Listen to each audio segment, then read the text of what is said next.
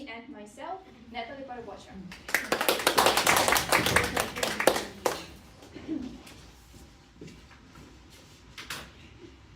Dear fellow Toastmasters and the most welcome guests, I'm here to make a concession, again actually.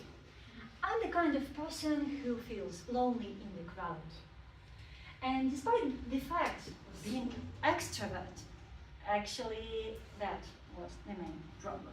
Let me explain. According to statistics, 1 out of 5 people suffer from loneliness. For me, as an extrovert, that means that if I'm alone in the room, the other 4 are out having fun without me. Thus, I had been chasing recognition of those other 4. And I got involved in all sorts of activities. A conspiracy group. I have discovered that our world, I've got between lie number 1 and lie number 2. And only the secret world government know the truth. Healthy lifestyle enthusiasts? Of course I joined, even though 5 a.m. yoga and cheeseless cheesecakes weren't my piece of cake. Joining colleagues for a smoke? Well, I'm a healthy lifestyle enthusiast, but just to be with people. I would breathe in those friendly, enthusiastic, and energetic fumes from their cigarette with pleasure. Did I feel happy? If I did, I wouldn't be participating with this very speech, actually.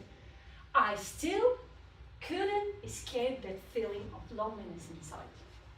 However, over time, this feeling changed from this.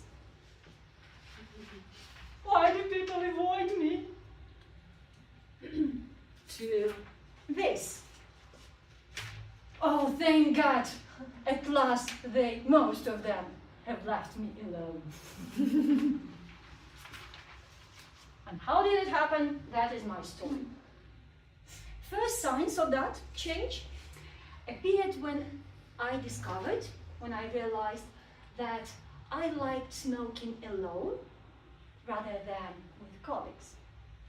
Oh, imagine only me and myself, only me and my thoughts, and no other fool next to me.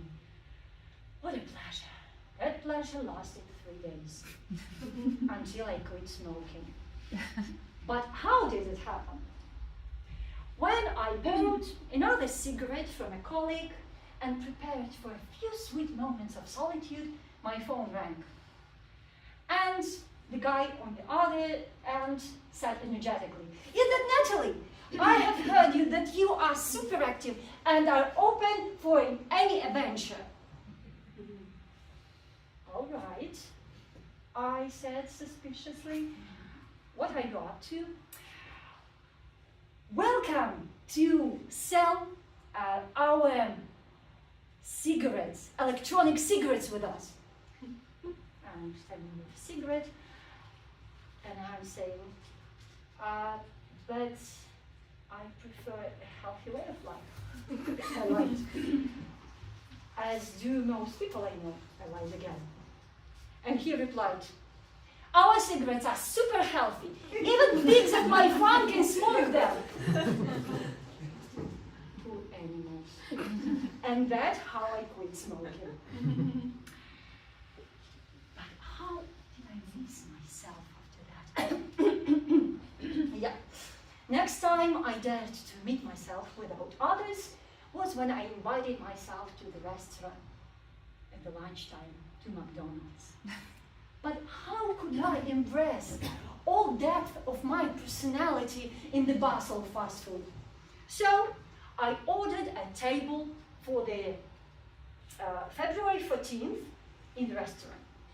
The restaurant was called Egoist. And finally, only me and myself.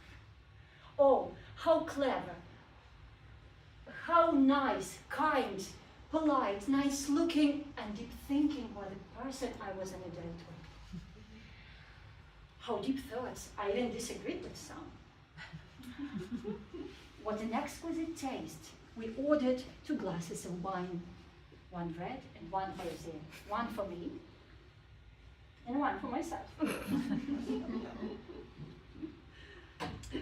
What an exquisite taste. No greed. We ordered very tasty dishes for both of us. By the end of that lovely date, I realized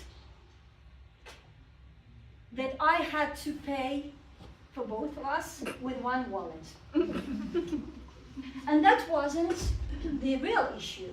The real issue was on my phone.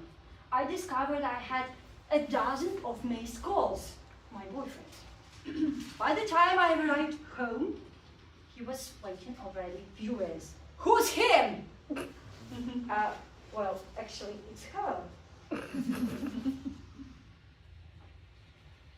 I have paved a long path from chasing that elusive feeling of contentment towards accepting who I truly am. Over that way, only genuine people and communities have left.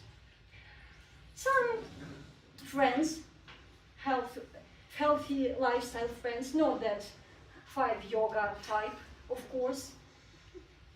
A couple of fellow colleagues, those who don't smoke, Toastmasters, of course, and guys, no lies. No conspiracy groups at all anymore. And I have realized that back to those 2 pictures that are this size, that are really this side of the same picture. If someone, one who is out of 5, who suffers from loneliness, accept themselves, the other 4 will come back and have fun together.